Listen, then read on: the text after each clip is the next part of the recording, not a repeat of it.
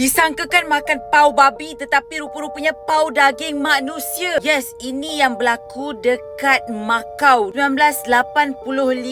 Huang iaitu bekas banduan yang membakar semua jarinya untuk hilangkan cap jari sebab dia pernah terlibat dalam kes pembunuhan.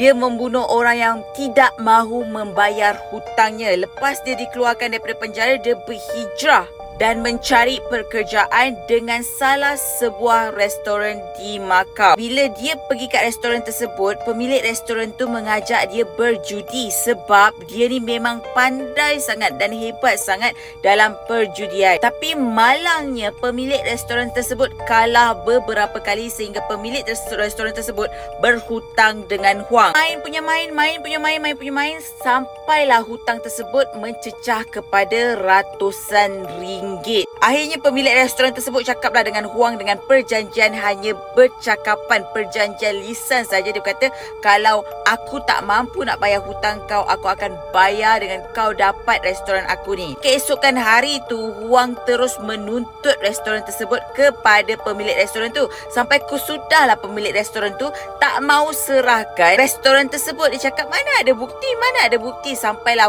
Huang ni menculik anak pemilik restoran tu sebagai tebusan. Tapi malangnya anak pemilik restoran tu terlepas lalu minta pertolongan.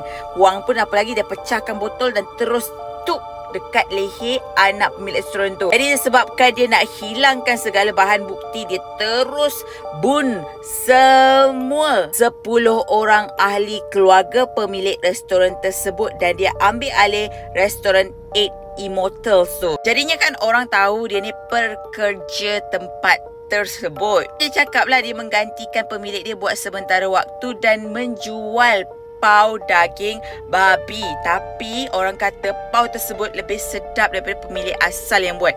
Sebenarnya pau tersebut diperbuat daripada daging-daging manusia ataupun daging-daging mangsa pemilik restoran yang dia buntu. Akhirnya Huang ni ditangkap oleh pihak berkuasa dan ada orang yang pernah makan pau dekat situ. Diorang cakap pau daging babi tu sebenarnya lain daripada lain dan rasanya lagi sedap sebab tu rasa daging manusia. Jadinya kejiranan dekat situ dan orang yang pernah datang dekat restoran tu pernah makan daging manusia. Tapi malangnya Huang ni pernah dimasukkan ke dalam hospital sakit jiwa, tapi dia bunuh diri dia dengan cara mengelar dia punya tangan. Lepas tu dia tahu urat dia tak putus, dia pergi gigit urat dia tu sampailah dia kehilangan banyak darah. Itulah kisah seram, ngeri di mana